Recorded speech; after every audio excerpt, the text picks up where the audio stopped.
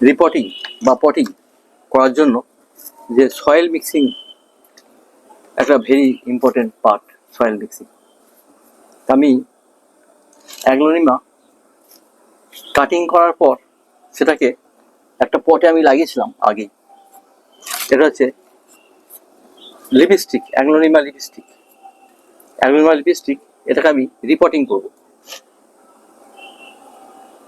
এরপরে আমি যদিও আগের ভিডিওতে দেখিয়েছি যে অ্যাগ্লোনিমা কিভাবে আমরা কাটিং করে বালির মধ্যে রেখে বা জলের মধ্যে রেখে সেটা থেকে রুট আনতে পারি। সেটা আমি যখন রুট চলে আসবে আমি দেখাবো রুট নতুন আসার পর কিভাবে পটিং করা হয়। এটা রিপোর্টিং করব। এটা আমি একবার ছোট পটে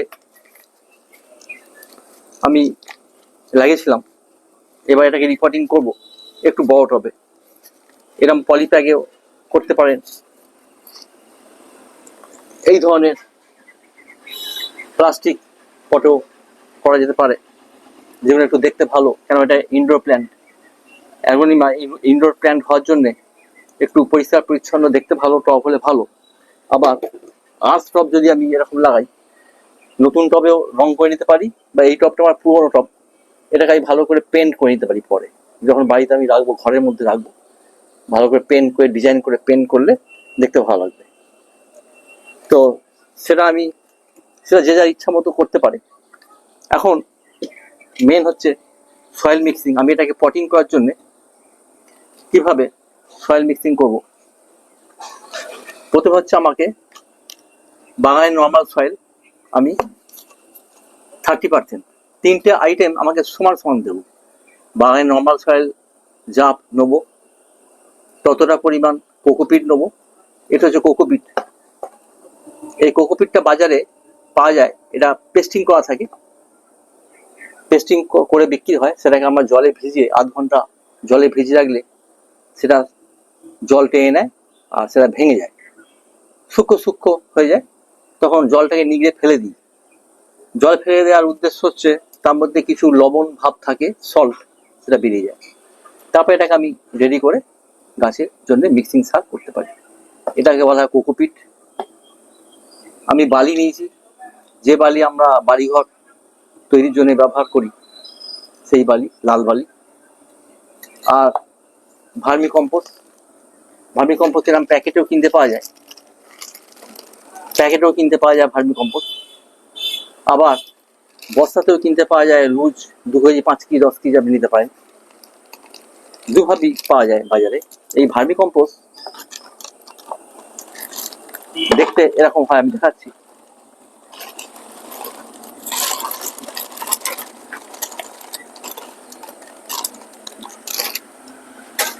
ভার্মি কম্পোস্টটা আমরা দেখতে এরকম হয়। ভার্মি কম্পোস্ট তিনটা আইটেম আমরা সমান সমান দেবো। আমরা যতগুলো টব আছে সেই টবের অনুপাতে আমরা ভরম তৈরি যদি করি। আমি এখন 2টো টবের মতো ভরম করছি, সেক্ষেত্রে আমি 30% আমি বাগানের নর্মাল সয়েল, একটু শুকনো সয়েল হলে ভালো, বাগানের নর্মাল সয়েল আমি 30% নিলাম। এটা নেওয়ার সময় একটু আমি দেখানোর জন্য মোটামুটি একটা পার্সেন্ট নিয়ে নিচ্ছি। এটাকে আমরা যখন ইউজ করবেন যত টব তত পরিমাণ নেবেন।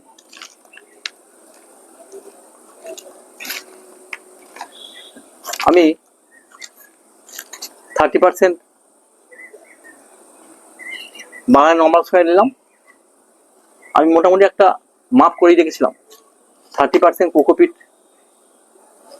এর সাথে মিশিয়ে দেবো।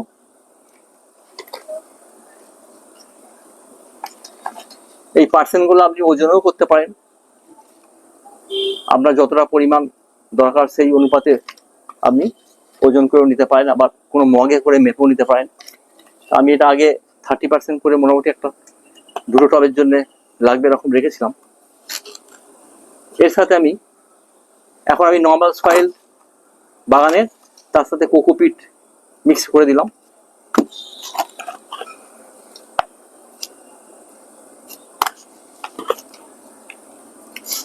খুব ভালো করে মিক্স করতে হবে। বাগানের নর্মাল সয়েলে কিছু কিছু আমাদের ফার্টিলাইজার অনুখাদ্য কিছু ন্যাচারালি থাকে, সেই জন্য বাগানের সয়েলটা আমাদের অল্প মিক্সিং করলে ভালো। আর ইনডোর প্ল্যান্টের ক্ষেত্রে বাগানের সয়েল আরো কম দিলেও চলে, তবে আমি একটা প্রপোর্শন ঠিক করেছি এবং সেটা পরীক্ষিত, তাতে ভালো রেজাল্ট পাওয়া যাচ্ছে। এই 30% দুটো জিনিস মেলালাম, কোকোপিট, বাগান নর্মাল সয়েল, থার্ড হচ্ছে ভার্মি কম্পোস্ট।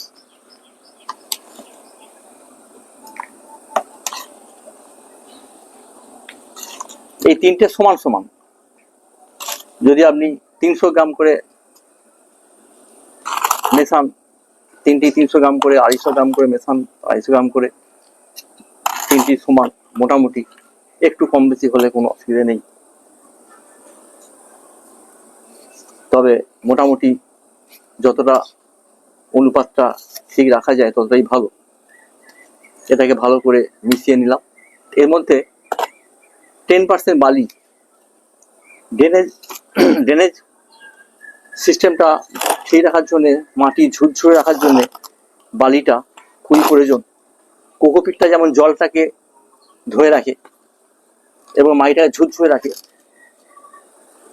এখানে 10% বালি দিয়ে দিলাম।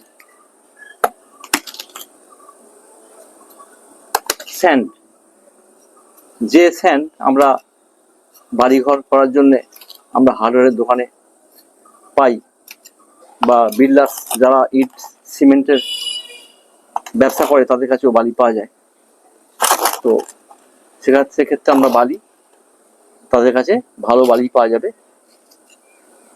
এইভাবে এটা সুন্দর করে মিশিয়ে দিলাম।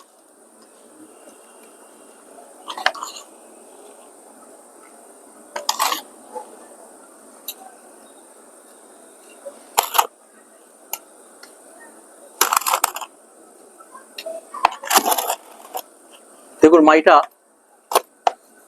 ভালো করে মিশিয়ে নিলে খুব ঝুরঝুরে টাইপের হয়ে যায়। এতে কি হয়,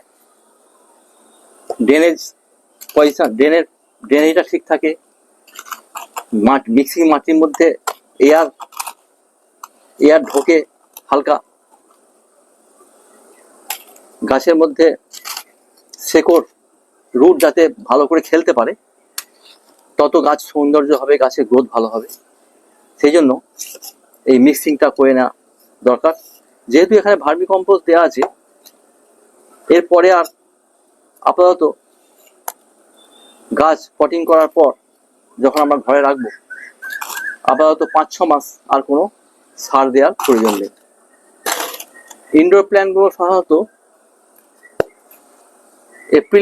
April May June July August পর্যন্ত আমরা সার, এই মিক্সিং মাটি যদি করে রাখি, সার যে দেওয়া হয়ে গেল আর দেওয়ার দরকার নেই। যদি রিপোর্টিং না হয় ঘরের গাছের ক্ষেত্রে, যে গাছটা আগে পটিং করা আছে, এই সময়টা আর সারের প্রয়োজন নেই। এই সময় সারের মিক্সিং করার পর যে গায়ে লাগাবো সারের প্রয়োজন নেই, আপাতত 3-4 মাস সারের প্রয়োজন নেই। গাছ যখন গ্রোথ শুরু হবে ধীরে ধীরে তখন আমরা সার দেবো। ইনডোর প্ল্যান্টের ক্ষেত্রে February March April May June July August maximum আমরা ফার্টিলাইজার চার্জ করতে পারি। তারপর সেপ্টেম্বর অক্টোবর নভেম্বর ডিসেম্বর এই সময়টা এই ইনডোর প্ল্যান্টের ক্ষেত্রে সার ফার্টিলাইজার কোনো দেওয়ার প্রয়োজন নেই, শুধু জল দিতে হবে। জল তাও ওভার ওয়াটারিং চলবে না। এর ক্ষেত্রে সারও যেমন কম লাগে, ওয়াটারও তেমন কম লাগে, যেমন প্রয়োজন তেমন। এটাই মিক্সিং সার, এটা আমি করে রাখলাম। আমি এখন এই অ্যাগ্লোনিমা লিপস্টিক, দেখুন অ্যাগ্লোনিমা লিপস্টিকের মাঝখানটা সবুজ থাকে, চারিদিকে একটা লাল বর্ডার, লিপস্টিক যেমন লাল হয় সেরকম একটা লাল বর্ডার, এটাকে লিপস্টিক বলা হয় যেন।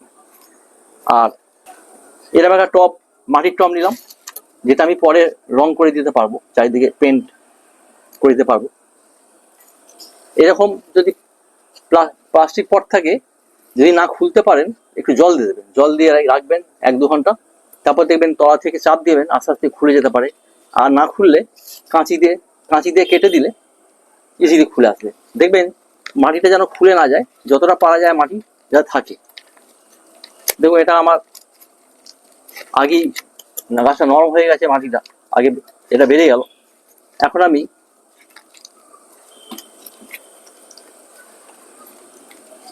আমি এটাকে অন্য পটিং করার ক্ষেত্রে কাজে লাগাতে পারি।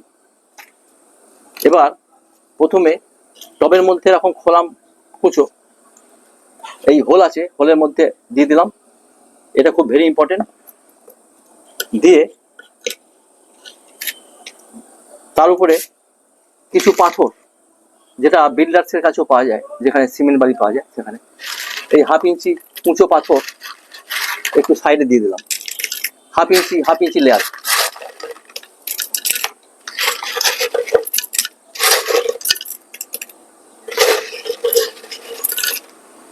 এর উপরে একটু বালি, 1/2 ইঞ্চি বালির লেয়ার দিয়ে দিলাম, যাতে ড্রেনেজ খুব ভালো হয়। 1/2 ইঞ্চি বালির লেয়ার দিয়ে দিলাম এইভাবে। ঠিক এবার আমি মিক্সিং সয়েলটা কিছুটা ভরে, কিছুটা হাইট 2 ইঞ্চি 3 ইঞ্চি ভরে, তারপর মাঝখানে আমি এই অ্যাগ্লোনিমা লিপস্টিক, যে গাছটা আমি রিপোর্টিং করছি, যেটার ব্যাপারে বললাম, সেটা দিয়ে দিলাম। এটা সম্পূর্ণ ইনডোর প্ল্যান্ট। ঠিক মাঝখানে সোজা করে বসিয়ে দিয়ে আর সাইড থেকে আমি মাটি দিয়ে দিলাম।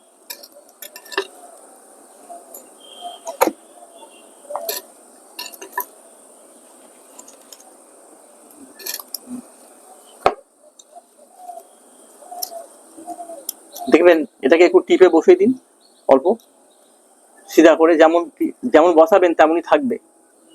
তখন সোজাভাবে উঠতে খেলতে ওর ইজিলি সেটা হবে, এবং গাছটা বেন্ড হবে না, সোজা উঠবে।